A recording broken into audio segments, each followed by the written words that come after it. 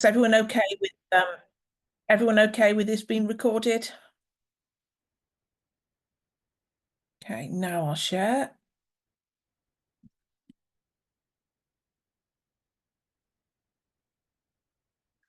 Okay, can people see my screen?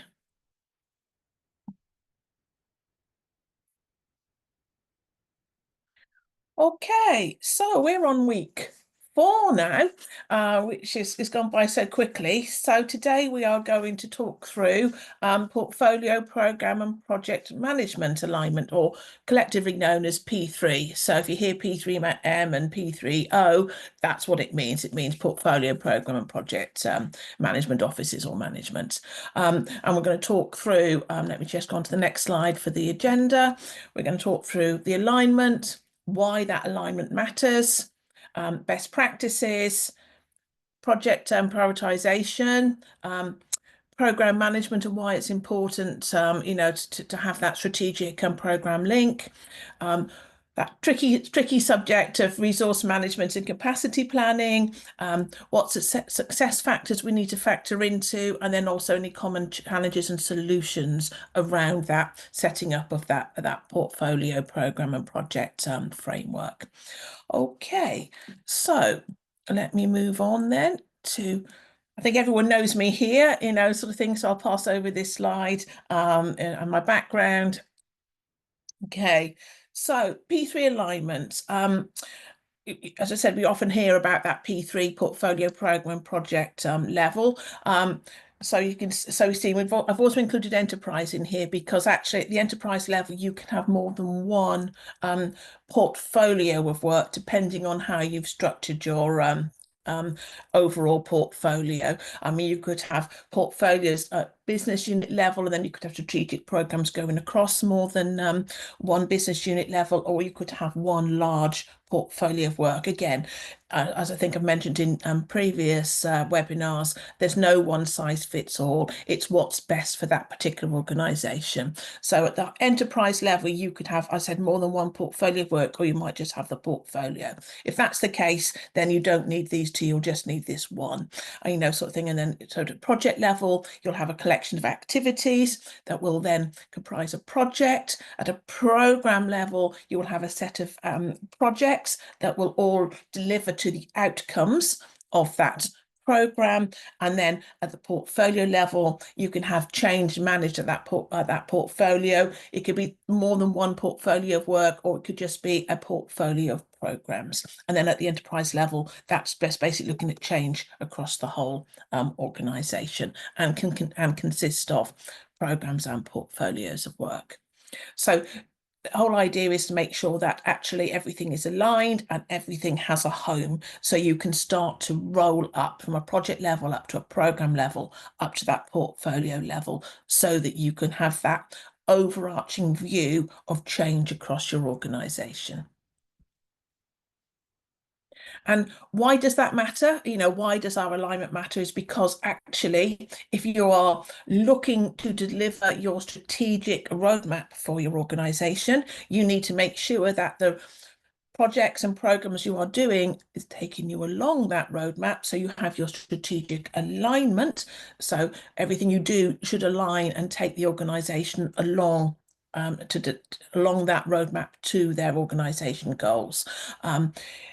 If that is the case, and that is what you need to do, you need to make sure that your resources are deployed in the right, most efficient, optimized way for those strategic pieces of work to be delivered. And then also, you need to, if you've got that overarching view of what changes, you can start to have that overarching view of change. Hang on, bear with me one moment. Yeah.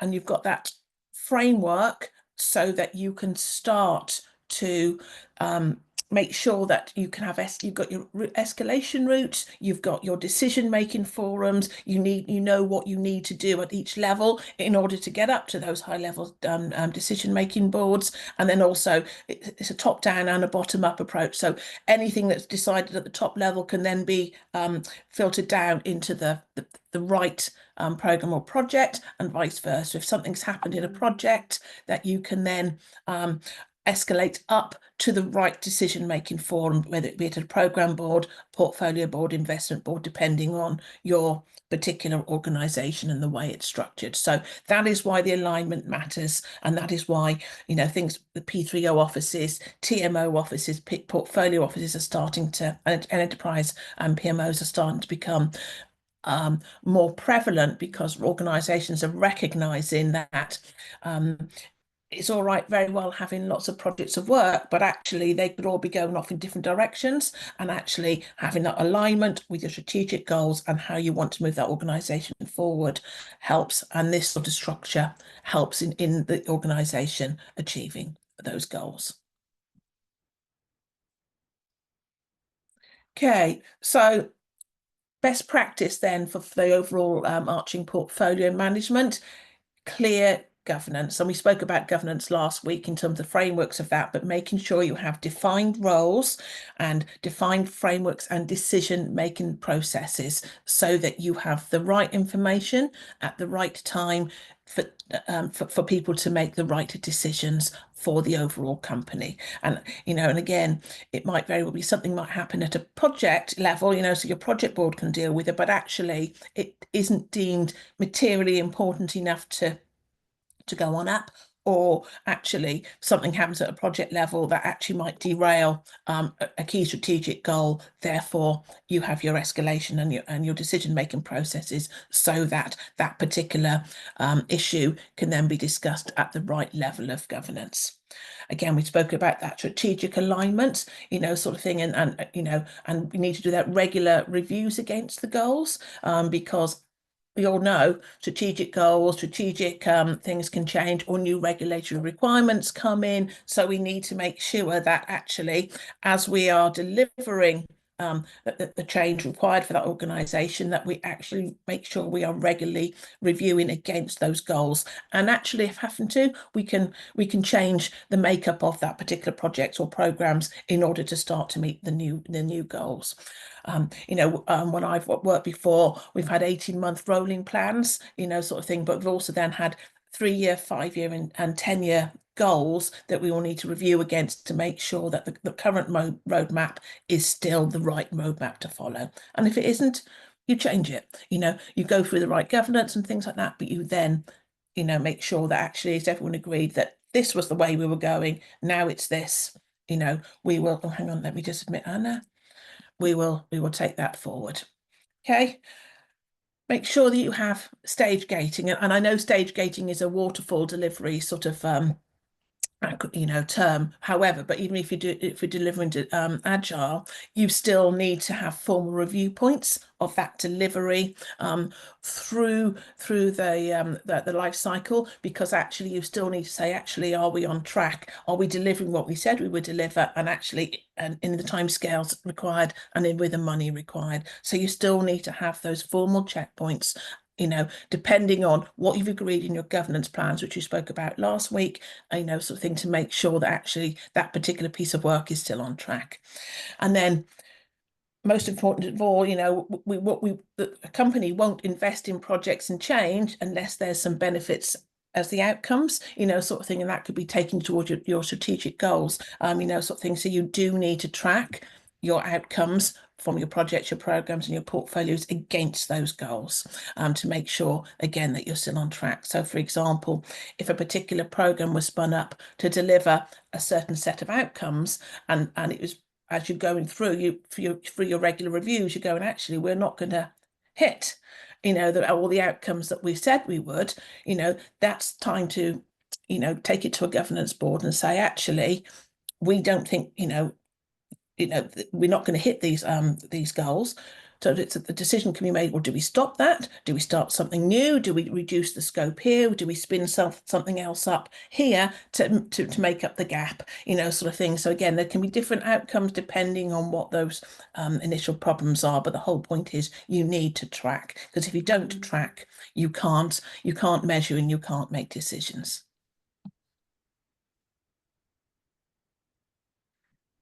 Okay, and one of the key things we need to do as part of that overarching P3 alignment is we need to have a prioritization model, sort of thing, because in most organizations, the list of changes needed to be doing is probably more than the money and the resources that are available. Therefore, you need to think about actually what are the most important projects and programs we want to do, and prioritize accordingly. And again, depending on the organization, there may be different prioritization models, sort of thing, but you would include something along your strategic case. Does it take the company along where it wants to be?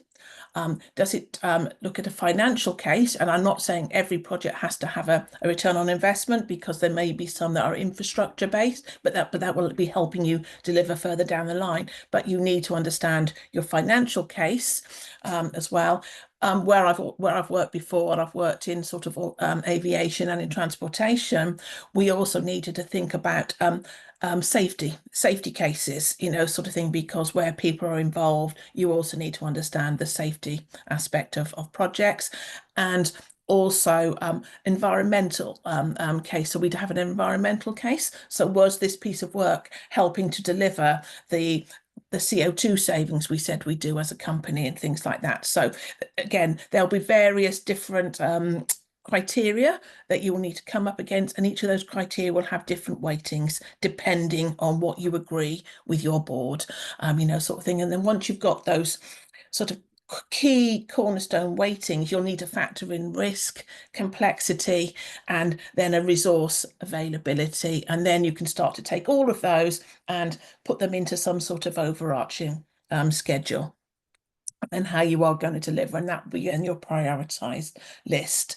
So I think we talked about the prioritization techniques there. So we talk about benefit scoring models, and then you must have would have from your Moscow things. The other thing to think about, especially in a commercial organization, is actually the speed of delivery for those benefits. So for example, if you wait, okay, we've got to deliver this particular piece of work, because this will bring in X amount of money, and then we can use that money to fund another piece of work. So you need to think about then short-term versus long-term, innovation versus BAU. So there's a whole load of factors that take into place.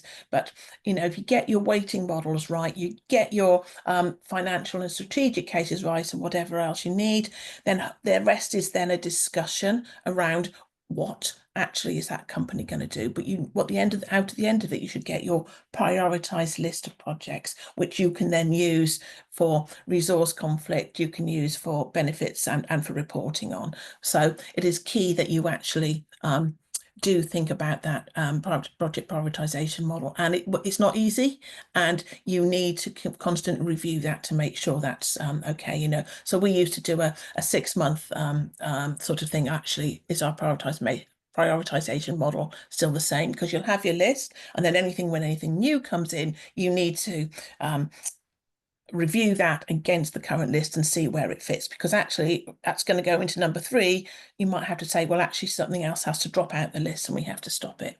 What are the consequences? And again, work out what the options are. So it is a really key piece of intellectual property here, that you can use to help that company work through what it needs to deliver. And then from program management, again, when I first started at NATS, we had projects, and we started to try and look at the portfolio level. We didn't have a program level of anything. And again, when I spoke about earlier, when you've got lots of different projects all being managed separately, you can't see what the sum total of those projects are going forward. If you introduce a program of work which has got a set of outcomes that more than one project will deliver, is a good thing to have, because you shouldn't really have any what I call orphan projects, because or to try to reduce those number of orphan projects down to as little as possible, because they will need a whole set of governance and reporting on its own. Whereas if you can link outcomes from projects into programs, you can track your interdependencies, everything all at one time, and then you've got your escalation paths as well. And it also then focuses you much more on the outcomes of those projects.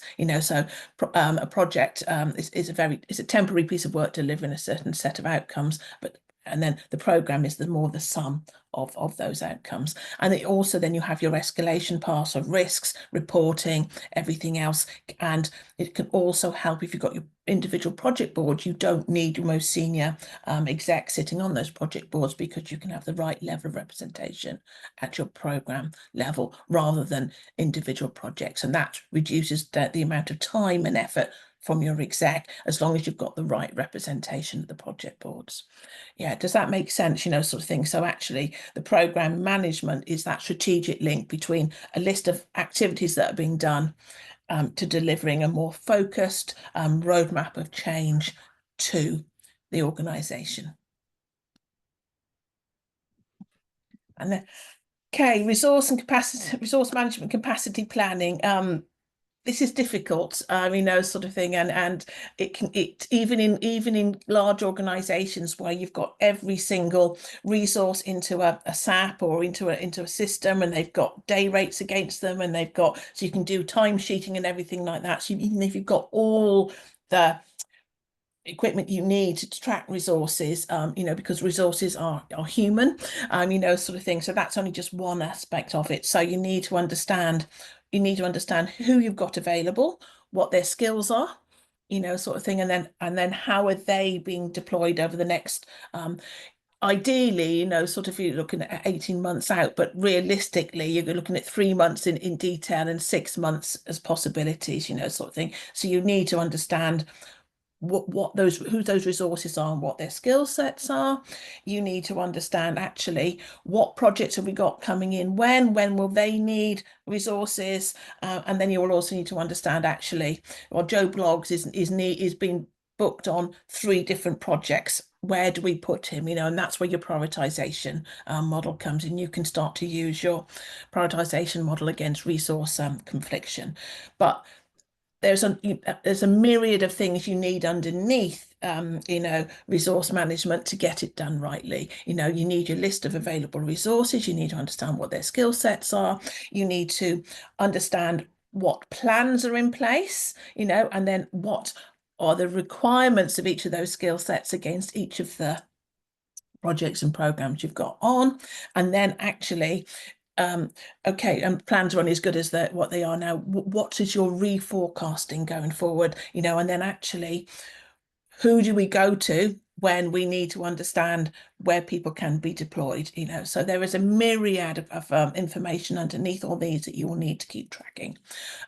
What we did at NATS was we decided we'd create what I call resource pools, sort of thing. So we would put typical skills into practices, sort of thing. So we would have, say in the PMO, we'd have PMO managers, we'd have coordinators, we'd have planners, sort of thing. So, and then we'd have a head of practice or a practice manager who would be the person that anyone who was looking at planning a project would go to discuss what particular requirements they need for that particular project and what particular skill sets they need. And that wasn't just in the PMO, we did it across the company, sort of thing. So, but appreciate that's not always the case. But you need to work through for your particular organization, how do you get resources allocated, and it's not just putting a name in a plan and not telling anybody, sort of thing. It's actually how do you then have those conversations with the right people to make sure those people are available, and then it's for discussion going on. So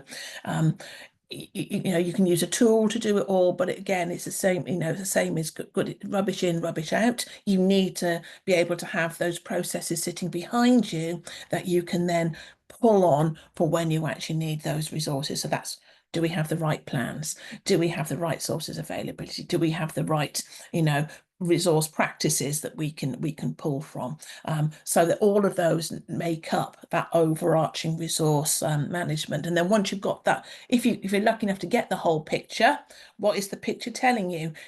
Where do you have your bottlenecks? Where do you have your resource conflicts. Do I have enough of a certain resource? Actually, do we as a company need to go and invest in more in solution architects, in business analysts, because we haven't got enough to deliver what we say as a company we want to do? So it's a question of building up those pictures and then seeing what those pictures say. So it is an art rather than a science, sort of thing, but it is something that you just have to have lots of what's the word I'm looking for? Lots of pictures to pull together to give you that overarching view. So you need to understand what it is you want to do today, tomorrow, 18 months, but also 3 years, 5 years down the line, because as we know, skill sets change, and what people had skills of 5, 10 years ago probably isn't what you're looking for now. What are those future skill sets that you as a company will need? Do you buy them in? And then the question is, then do you buy them in? Do you source them? Do you train people up? So that this view is really important, not just for the change element of your organization, but actually from a resource perspective going forward, what are the company's view on how they want to have their workforce? It could very well be, well, actually, we'll buy in the expertise because we haven't got the thing to train it. We only need them for a certain amount of change. We don't need it as a longer term strategic skill set. So if you get this right, you can see how much more value to the company you can do it from an overarching portfolio perspective, and then dashboards, heat maps, whatever you want to do to show that can then be used against the overall company thing, because we all know that it's not just change resources that work on projects. You will also need SMEs from the business as well to help you to do that. So you need to start recording and forecasting those skill sets as well. So it's not just the change resources. It could be people from various different business units that you will need, because then the question could be, well, do we take them out completely to help us deliver this change? And then is that a backfill question or not, sort of thing. So again, just building up that picture will help you start to make decisions within the overall change framework as how you want to go forward. So hopefully that makes sense. And I mean, this is a huge discussion topic just on its own.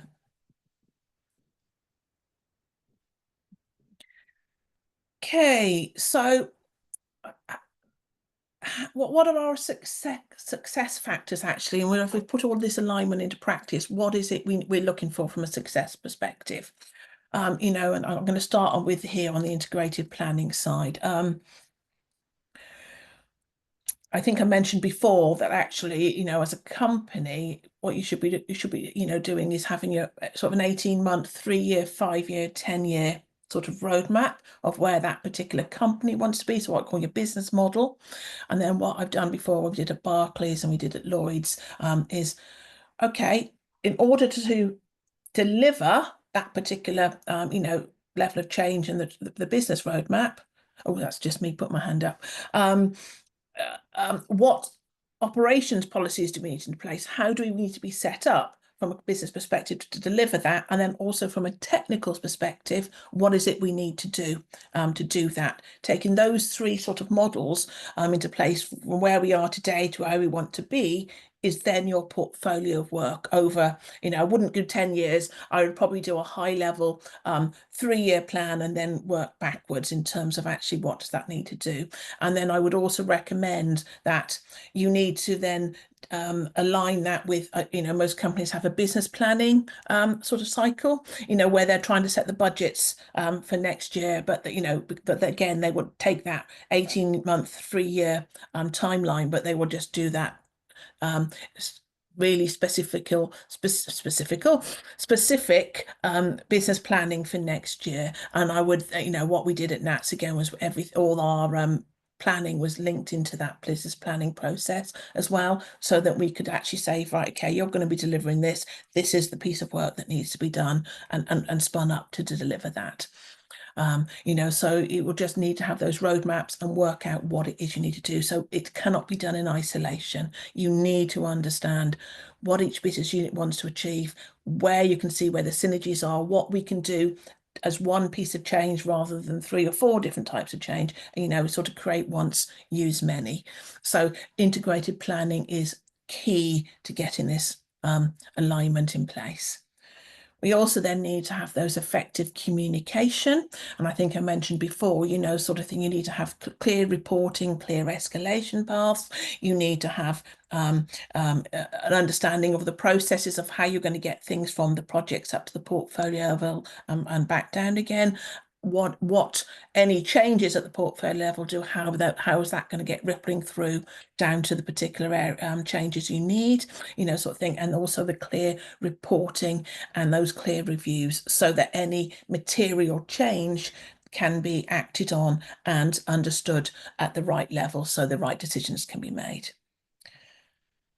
In today's well, we are very much data driven, sort of thing, KPIs, sort of milestones, everything is through data. And again, that is top down and bottom up.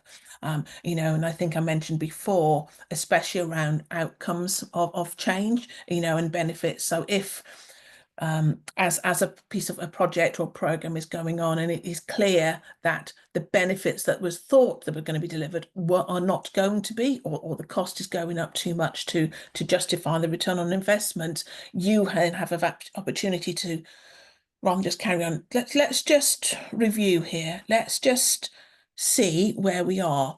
Is there anything we can do within the project or program to tweak things so we can change, to ensure that we do get the outcomes, or actually is it nothing we can do within what we've got up to at the moment? We need to take it up to the next level so that the overall portfolio can have a look to see, actually, are we comfortable with what we're predicting now, or actually do we need to spin up new pieces of work to deliver the delta? So as you can see, data drives everything, but you need to have those communication parts and you need to understand the overall roadmap. So this is all interlinked as together. And then obviously adaptability is if something is flagged up or new regulation comes in or something, or the company goes in a completely different change of direction, you need to be adaptable and need to understand what's delivering what, so therefore you can go in and change and pull levers so that you can start to understand then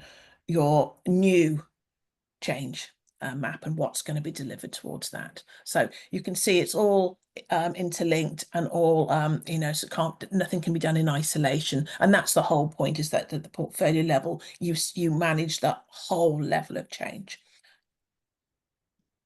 and you need all of these as part of that in order for you to deliver successfully on your alignment. Okay, so common challenges and solutions. So I think we've referenced to some of these before anyway, that siloed decision making. If you're looking at P3 alignment, especially at the top level, you can't have siloed decision making, because what might work for one area of the business could have a detrimental impact on other parts of the business. So you need to have your joined up cross-functional governance boards set up at the right levels so that you do have those clear communication paths upwards but also downwards, so you can start to disseminate information at that right level. It's I liken it to sort of a larger model, whereas if you change something here, if a decision made is here, that actually could go against the grain for the overall strategic level, because at the moment that's a good short-term decision, for that particular business unit, and it might very well be the right thing, but it has to be taken up to the right level to be assessed and saying, actually, in the short term, we have to do that in order to solve this particular problem, but longer term, we need to come up with a better solution, but for the moment we can accept that. That's okay, but again, it's a question of going through to the right cross-functional governance board so you get agreement at the right level. We talked about resources, and I think I've never worked in a company where resources are not a problem. Nobody has enough people to do everything that the company wants to do, and therefore you need to have your prioritization model, and you need to have that centralized view of resources so that you can again pull levers as and when is needed. And one of my little bugbears here is, making sure that we are still delivering everything across to that strategic view. But you need to make sure you have the business cases lined up, sort of thing. And the amount of times I've come across business cases that are woolly, that have not really done the work to work through all the benefits and the cost and things like that. And they'll wonder why I've said, no, I'm not taking that yet, because you haven't given me a good enough reason to take that up to the board. So you need clear outcomes, and even with agile pieces of work, sort of thing, how you deliver that piece of work is fine. It can be different, but you need clear requirements and you need clear outcomes for a business case to stack up. And you need to make sure that initial case, if anything changes, you need to go back and review it. Yeah. And again, that's going back to that clear reviews, because things change. I don't think I've come across one project that's, hasn't had issues along the way, because that's the nature of projects, sort of thing. But you need to have that clear understanding of, why are we doing this piece of work? What are those outcomes we've agreed to? Do they still stack up? And a business case is the best way of doing that. And spend some time on your business case, get it right. Because, and I think we've all heard the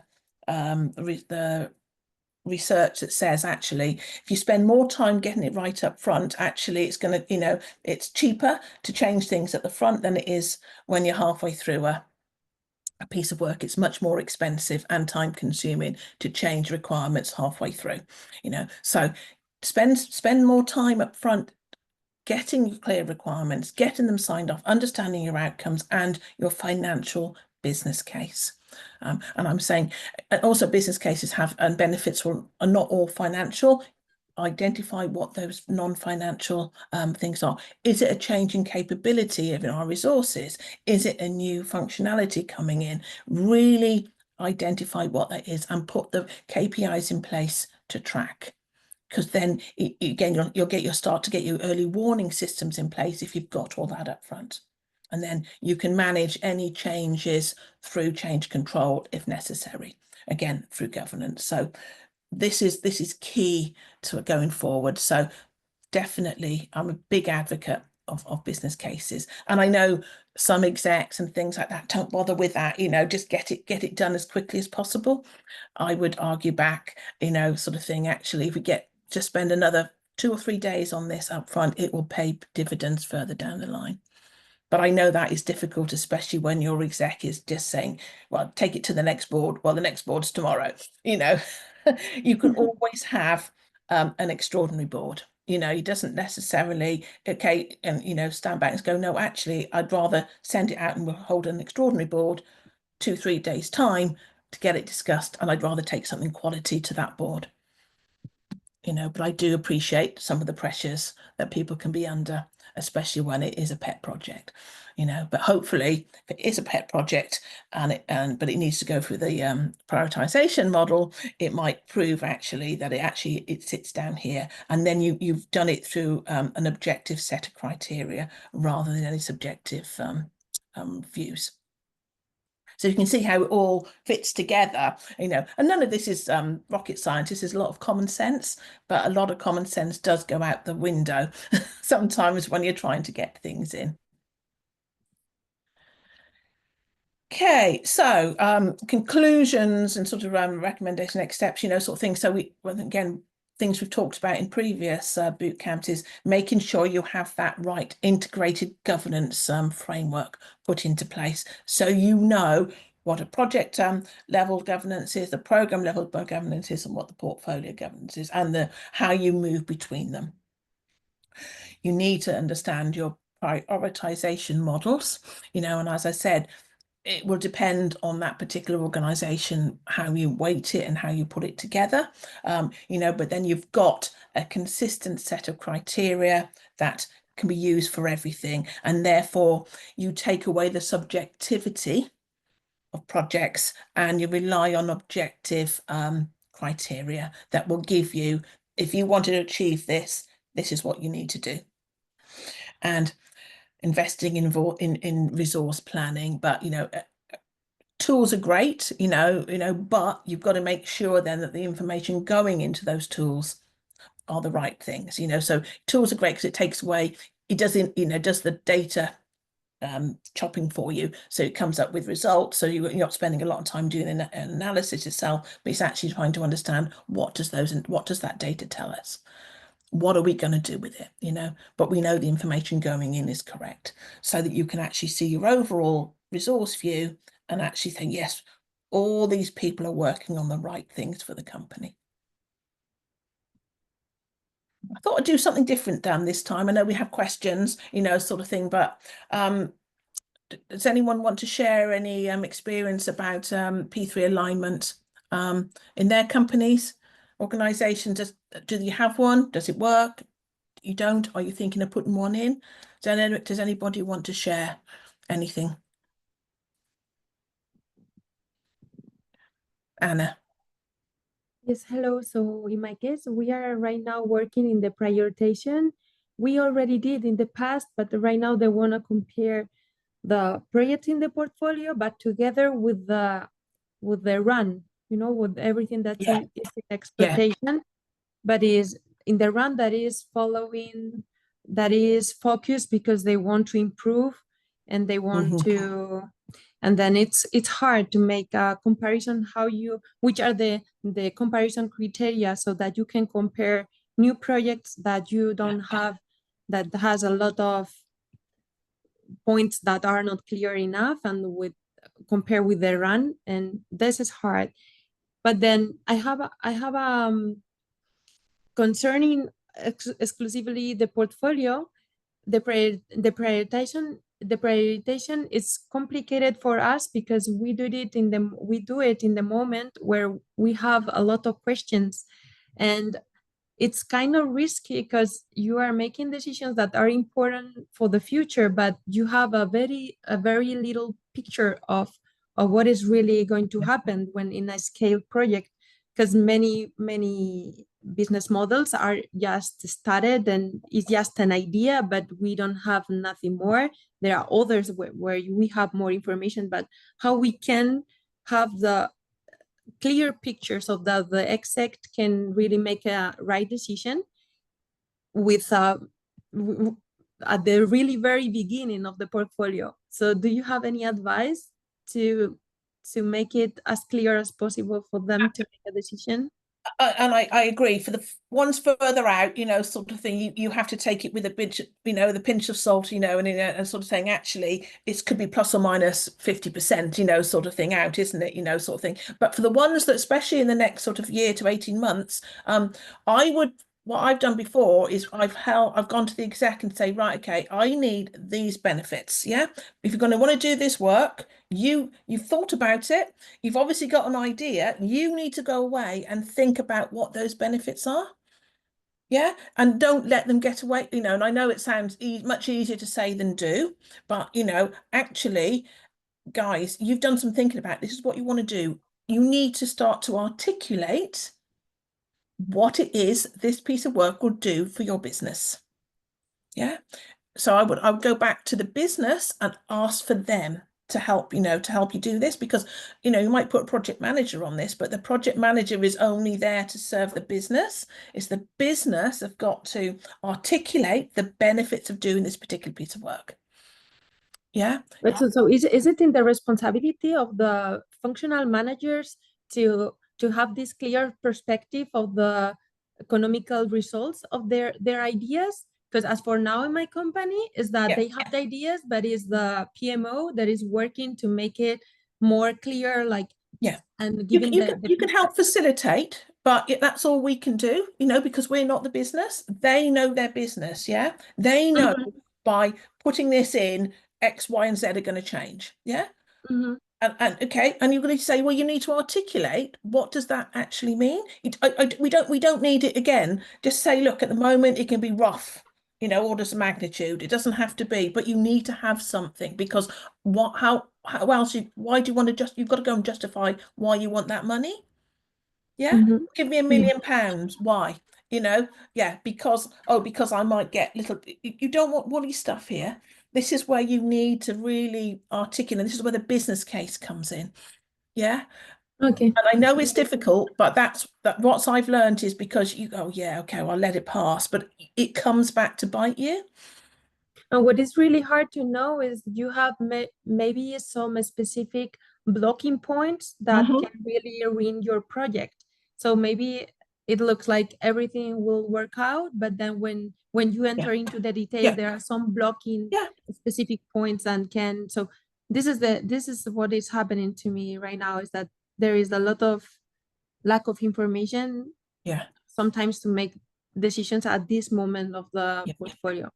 So you then need to think about then who's the responsible owner of that particular piece of work, and and it'll tend to be the person in the business who's going to take that change, and you need to get their sign off, at various things, because at the end of the day, it is for the business that we're doing things. PMO project managers can be the facilitators and they discuss, sort of thing, but we are not accountable for the changes in the business. The accountable owner is the person in the business. Yeah, they're the ones who will need to sign off on the business case. Yeah, and then Great. we all know when things start, everything's a little bit up in the air. We think it's going to be this. It's only as you move through, that cone of uncertainty that you will start to get more certainty. But again, then you go back to checkpoints. Okay, we said it would cost this much. It's now looking like it's going to double. Yeah, we thought benefits were going to be like this, and actually, great. It might look more, but more realistic. We know the benefits are probably going to decrease, because everyone's from an optimism bias, once they start, sort of thing. So you've got to again make sure you have those tracking and things into place so you can get your early warning system. So actually, if it looks like, well, the costs are starting to come up, benefits are starting to come down, let's have a rethink. Let's just have a review. Yeah. And Yes. part of what I've done, you've done that many a time, and a lot of the lessons learned is because we didn't get this right at the start, because the business have been quite woolly. And I know it's difficult to get them to articulate, but have a benefit session with them. Maybe think about bringing in a benefit specialist for that particular discussion, who can ask the specific questions. Thank you so much, Cici. Yeah. And in fact, we always have a specific person that is for finance. That's Yeah. great. But then Yeah.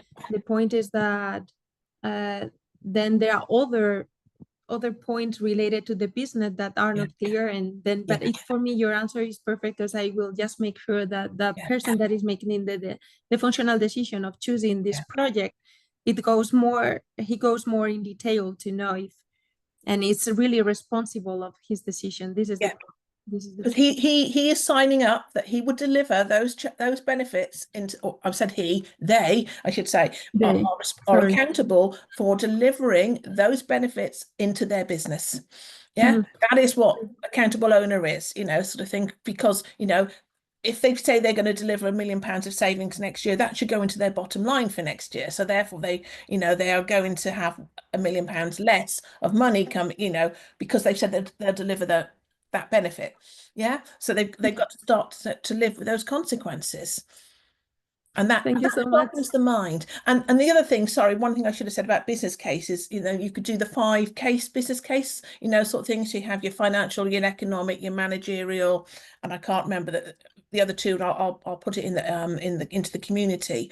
And what we did at NATS was we had people from finance, we had people from the project community, we had people from the business and things like that, really looking at a business case, and everyone was coming from a slightly different angle.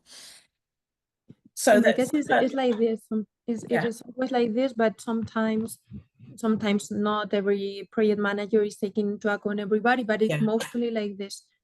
But anyway, the problem is that there are many business models that are completely new. My company is right now in a transformation moment, very hard, and we don't have experts in every area. It's yeah, really very new. But sometimes for some business cases, it's really like we have a lack of expertise maybe, but it's okay for me. What you explained, I know in my head what I'm gonna do next, so that helped It's me not a lot. easy. It's not easy because you've got to, you could be seen as a blocker, but you're Exactly. not. You're actually making sure that that change has got a better chance of success. Thank you. Yeah. Cool. I'm conscious we're and does anybody else want to? Oh, who's got other hands? Okay. So again, I think just going back to that, then if you ask ask consequences. If you ask questions about, clarity around your overall setup, like Anna, you've mentioned, you're just starting to put things into place. They won't be right first time round, sort of thing. You'll have to, change and adapt as you go through and learn. And then the next steps are if you identify any immediate actions that you can do to improve whatever alignment you've got in your own particular companies. Okay, hang on, right, let me just close that. And then, as I said, I think we've got, this is 4 of 6, sort of thing. Please feel free to a one-to-one coaching session with me if you haven't already. I'm going to start putting some dates and things into the PMO Academy for the courses I'm going to start running. And then also I've sent I think a link out to some people with the link to the PMO Academy.